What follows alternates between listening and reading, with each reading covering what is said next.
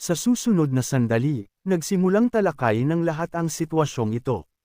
Ang mga tao ay nag-uusap sa kanilang sarili tungkol sa katotohanan na ang mga kompetisyon ng best sects, na nagaganap isang beses bawat 10 taon, ay magsisimula sa lalong madaling panahon. Ngunit may nakarinig na ang mga disipulo ng Heavenly Wind Valley ay hindi makakasali, at lahat ay nagsisikap na malaman kung bakit. Sa sandaling ito, iniulat ng lahat na tila ang lahat ng mga estudyanteng ito ay kaunos-lunos na namatay, kaya ang Heavenly Wind Team ay naghahanap na ngayon ng bagong team. Sa sandaling ito, maingat na tiningnan ng kapatid ang ating bayani, na nakatayo kasama nila sa karamihan. Tapos tatanungin niya kung bakit ganyan ang tingin nila sa kanya, dahil nakipaglegyo na siya sa kanila. Bukod sa mga lalaki ay patay na, kaya ang mga babae ay walang dapat ikatakot. Iniulat ni Sister na ito ang nangyari, ngunit ang Heavenly Wind Valley ay isa sa 4 na pangunahing angkan na walang alinlangan na pinahahalagahan ang kanilang mga lihim na kayamanan. Kung nalaman nila ang mga pangyayari, magkakaroon ng mga problema ang mga batang babae. Ipinaliwanag ng ating bida na pagkatapos ay pumunta siya, kung sila ay tumulo ng mas malalim, sila ay lalabas sa kanya. Ito ay ganap na hindi kailangan para sa kanya sa sandaling ito. Hiniling niya sa ating bayani na huminto, dahil hindi ganoon ang ipinahayag ni Sister Zhao. Nag-aalala lang siya sa lahat. Sinabi ng dalaga na pinag-iisipan ng mabuti ng ating bida sa sandaling ito kung ano ang dapat niyang gawin at kung paano siya dapat kumilos sa sitwasyong ito na nangyari. Sumapit ang gabi, naisip ng ating bayani na hindi niya inaasahan na malalaman ng imperial na lungsod ang tungkol sa pagkamatay ni Zhuo Chengfang ng ganoon kabilis, dahil ang ating bayani ay hindi umaasa dito. At naisip niya ang katotohanan na ang kanyang katawan ay naiwan sa isang kuweba sa gilid ng bundok. Nakapagtataka na hindi natagpuan ang bangkay na ito. Kaya't ang ating bayani ay umupo at naisip na marami siyang nakitang hindi nagalaw na artifact doon na tila tama si Zhaoming, Heavenly. Malinaw na gumagamit ang Wen Valley ng mga lihim na teknik kapag nananatili silang napapanahon sa lahat ng kaganapan. Naisip ng binata ang katotohanan na pinatay niya ang kanyang kalaban sa layunin ng espada na nakuha niya mula sa bato. Wala silang ebidensya na partikular na magtuturo sa kanya, ngunit kung alam nila na hinahabol ni Zhuo Changfeng si Jie Zuan, at pagkatapos ay sinundan siya ng ating bayani at ang kanyang koponan. Pagkatapos ay magiging sospek siya, dahil iba ang teknik sa pakikipaglaban ng Cold Moon Valley sa kanyang teknik. Sa kabutihang palad, naisip ng binata na ginawa niya ang desisyon na lumipat sa kanyang sarili sa oras, at nagpaalam sa mga batang babae. Umaasa siyang naiintindihan siya ng mga ito ng tama. Sa sandaling iyon, nakatingin ang ating bida sa singsing na hawak niya at iniisip na mabunga ang landas. Ito ay isang singsing na imbakan na nasa kanyang kamay, at bihirang isang hiyas, at ang isa na ang mga labi ay natisod niya sa kuweba ay malinaw na isang sikat sa kanyang buhay. Dahil sa lahat ng kaguluhang ito, hindi na niya tiningnan kung ano ang nasa loob. At ngayon ay sa wakas ay nalaman na niya kung ano ang naruroon. Naisip ng ating bayani na iangat ang singsing gamit ang kanyang lakas. Sa sumunod na sandali, isinubsob niya ang kanyang sarili sa mundo ng stones at naisip na ito ang unang pagkakataon na nakita niya ang napakarami sa kanila. Kung kukunin niya ang mga katangian ng bawat isa sa kanila at isasama ang mga ito sa mga kinuha niya mula sa mga halimaw habang papunta rito, mas lalakas siya sa mas mababang antas ng Triple Yin Shen Technique, habang tinitingnan ang aklat na binasa ng ating bayani, ngunit sa kasamaang palad, hindi ito tugma sa kanyang Saputoset Technique. Sa tabi nito ay ang librong nagniningning na anino na sword technique. Naisip ng binata na mas bagay ito para sa kanya kaysa sa nag-iisang assassin na sword technique. Tutulungan niya itong makuha ang attributes ng enerhiya ng sword. Naisip ng ating bida, ibinalik ang singsing sa kanyang daliri. Napagtanto ng binata na ngayon ay mayroon na rin siyang storage ring. Isa itong mahusay na device. Sa sandaling iyon, nakita niya na ang singsing ay maaaring nakakuha ng parehong katangian na naisip ng ating bayani, habang nakatingin sa ulap na nasa harapan niya, naisip niya na walang gaanong yuan na enerhiya, 12 puntos lamang, at ang enerhiya ng espasyo ay 23, pagkatapos tumingin sa espasyo, ang ating bida ay nag-isip kung paano ito nagtrabaho. Sa sandaling iyon, nang lingunin niya ang mga kayamanang nasa malapit, napagtanto niyang nag-teleport siya. Pagkatapos ay lumapit sa pintuan, nagpa siya ang binata na subukang muli, at natanto na sapat na ito. Napagtanto niya na ito ay teleportasyon, ngunit imposibleng makalusot sa mga pader sa tulong niya. Ito ang pinakamalakas na katangian sa lahat nang mayroon siya sa kanya. Magagawa niyang patayin ang kalaban sa isang suntok. Naisip ng binata na tinitingnan ang kanyang singsing, ngunit naunawaan ng binata na kahit na sa lahat ng mga katangian ng singsing, hindi siya makagalaw ng higit sa 1 metro, at mukhang kailangan niyang maghanap ng paraan upang makakuha ng mas maraming singsing at iba pa. Mga katangian. Ngunit naisip ng binata na ito ay pinakamahusay na maunawaan kung paano lumikha ng isang kamangha-manghang attribute sa kanyang sarili sa sandaling ito.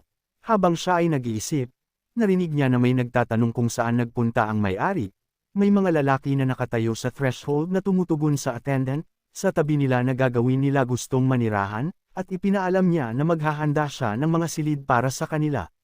Nakita ng ating bayani ang kapitan ng Valley of Heaven, Wind Junglan, na nagulat sa binata. Iniisip kung ano ang ginagawa ng lalaking ito dito, nakatingin sa kanya mula sa ikalawang palapag. Ang lalaki ay nakatayo sa ibaba kasama ang kanyang mga sect member, at tinanong sila kung saan nanunuluyan ang mga disipulo ng Cold Moon Valley, na sinagot nila na hindi sila kalayuan dito, na ang Tian Bao Hotel at ang kanilang mga tao ay sumusunod sa kanila, buong araw.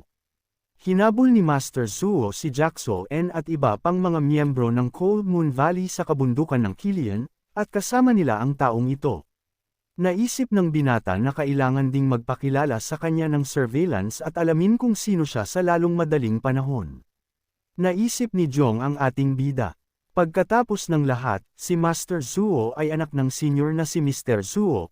Kailangang mahanap ang salarin sa lalong madaling panahon bago dumating ang senior mister, lahat ay sumunod sa sinabi ng binata. At ang ating bayani, na nakarinig ng lahat ng ito, ay napagtanto na tila nakilala nila siya at nagsimula na silang maghinala.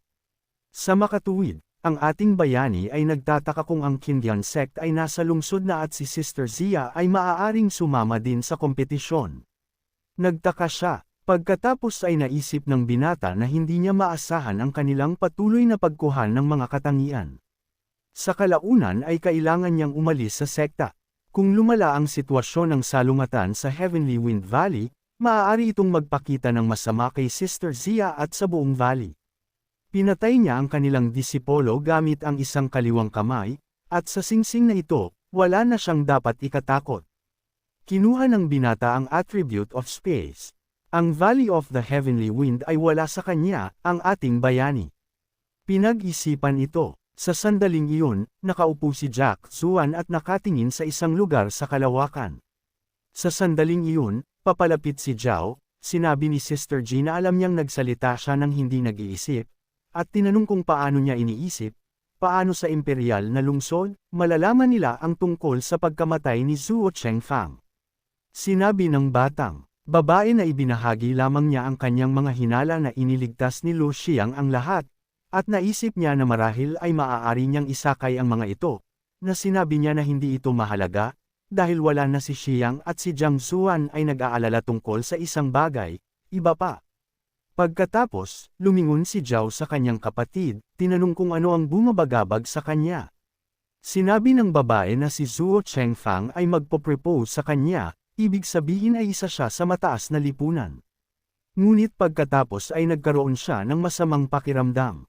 Tinanggihan niya ang anumang bagay tungkol sa kanya, nang hindi alam kung ano ang sinasabi ng babae.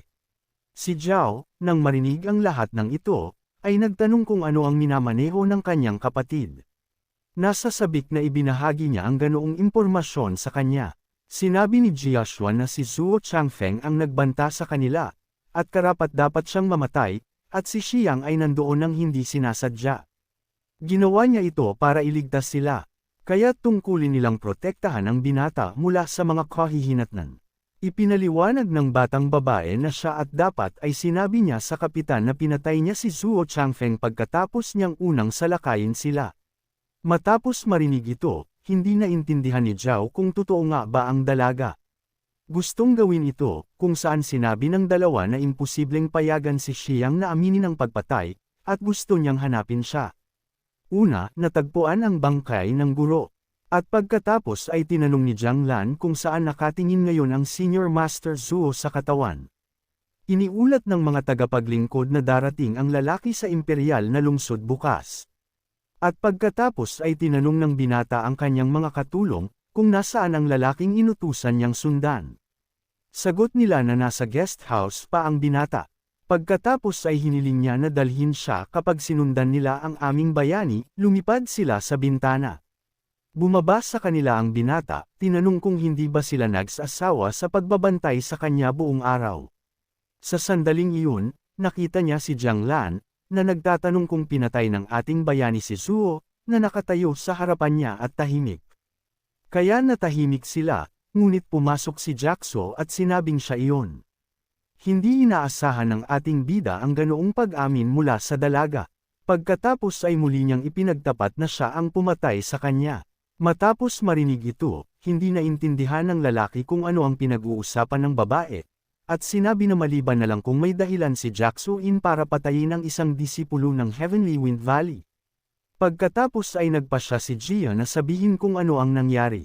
Nakatayo sa tabi ng ating bayani, sinabi ng batang babae sa kanyang kalaban na ang kanilang valley ay isa sa 4 na pinakamalakas na sekta. Nagsisisi talaga siya na nagkaroon siya ng mga kasuklam-suklam na estudyante. Sinabi niya na tinanggihan niya ang kasal at hinabol siya nito hanggang sa bundok at nais na maghain ng kanyang karangalan. Hindi siya magdadalawang isip na tapusin kahit ang parehong Zuo Changfeng. Tapos yung sinasabi nung guy na patay na si Zuo. Ang buong pananalita ay mga walang laman na salita. Tapos tinanong ng lahat si Ji kung bakit niya sinasabi ito. Dahil siya ang nag-iisang mahal na anak ng Senior Master Zuo. Isang trahedya para sa buong valley na namiss lang ni Zuo Changfeng ang nobya. Sabi niya, alam na sa buhay niya. Hindi ito iiwan ng Senior Master ng ganoon. Sabi nung guy, kasi dapat may mas reasonable explanation sa nangyari. Ngunit sa pagtingin sa kanyang espada, sinabi niya na kung gusto nila ay parurusahan niya sila. Tinanong ng batang babae kung bakit walang laman ang pag-uusap, at ang ating bayani sa sandaling ito ay tahimik na nakatayo sa likuran niya. Si Ji ay nagsasalita tungkol sa kung paano niya narinig kung paano ginamit ni Masterful Brother ang kanyang sword, at gusto niya itong makita sa sarili niyang mga mata. Nang tanungin ng lalaki kung sigurado ba siya na gusto niya ito, sumagot ang babae na gusto niya ito. Sa susunod na sandali, dumiretso ang lalaki patungo sa kanya, gustong harapin siya para sa nangyari kay Master Zhao. Sa susunod na sandali, nagsimulang magdepensa si Ji laban sa kanyang mga pag-atake, gamit ang kanyang cold attack at ginawang yelo ang lahat. Iniisip ng ating bida na ang Cold Moon Valley ay may napakalakas na teknik. Agad niyang kinuha ang teritoryo. Sa pag-iisip tungkol sa babae, ang lakas ni Jiang Lin ay katulad, tanging ginamit niya ang disguise technique, at ang kanyang posisyon ay ganap na nalantad. Sa pagkakataong iyon, nakita ng dalaga ang kanyang kalaban, handang ipagtanggol ang kanyang sarili, gamit ang lumilipad na bulaklak na umaatake sa kanyang kalaban, sinubukan niyang ipagtanggol ang kanyang sarili, ngunit ginamit ng dalaga ang Heavenly Dance para mahuli siya. Ang kalaban ay napakabilis na naramdaman niya na ang kanyang enerhiya ay nawala, at sinusubukang malaman kung nasaan siya. Ngunit pagkatapos ay natauhan siya na baka wala lang siya sa line of sight niya. At sa susunod na sandali, lumingon siya, nakita niya ang isang lalaki na sinusubukang atakihin siya mula sa itaas, at muli, gumamit ng yelo upang durugan siya, ngunit sinira ng lalaki ang lahat ng kanyang mga mata upang salakayin siya. Pagkatapos ay napagtanto ni Ji na hindi niya talaga siya kailangan, ngunit si Gu Xiang na nakatayo sa tabi niya. Naisip ni Ji na magagawa niyang parusahan ang ating bayani sa pamamagitan ng pagtutok ng kanyang espada sa kanya. Sa sandaling ito, hiniling ko sa kanya na huminto. Gumamit ng teleportation ang ating bida para makaalis sa kanyang pwesto at makaiwas sa espada ng kanyang kalaban. Matamang nakatingin si Jay sa ating bida sa sandaling iyon, at napagtanto niya na sa sandaling ito ay akmang sasalakayin siya at nawala na lang siya. Nagulat din si Jiang Lin sa nakita niyang nasa harapan niya lang ang binata, tapos nasa ibang lugar na ang binata.